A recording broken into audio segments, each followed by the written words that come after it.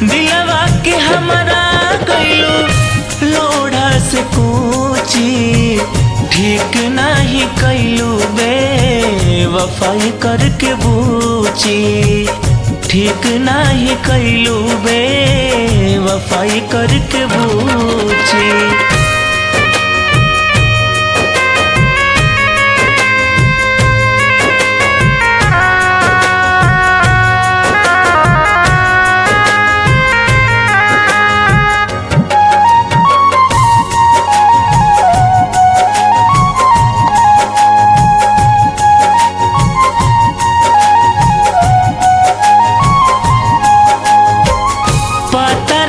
पहिले से करत रहू घात हो, रिश्ता बिगड़ गइल तोहरे बात हो।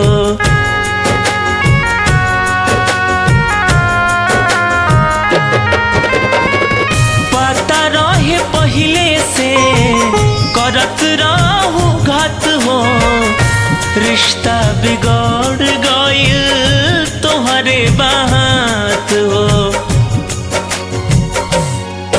ऐसे ना बोल यार हो, तू ही तो मोर दिलदार हो। अब होई ना केहू और से, तोरे से बाटे प्यार हो। गलती के तोहरा हम रखले बानी सोची, गलती के तोहरा हम रखले बानी सोची, ठीक नहीं कैलू बेवफाई करके बूची, ठीक नहीं कैलू बेवफाई करके बूची।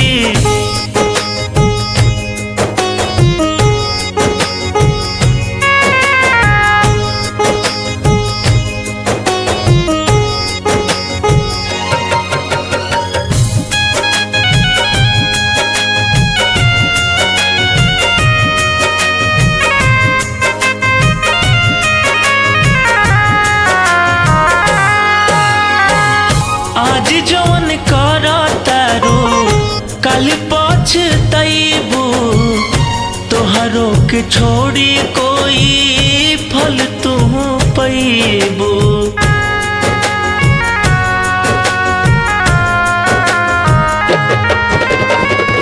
आज जौन करतारू कल पछतैबू, तोहरो के छोड़ी कोई फल तू पैबू। अखिलेश बुझ मजबूरी हो, तो से ना बाटे दूरी हो।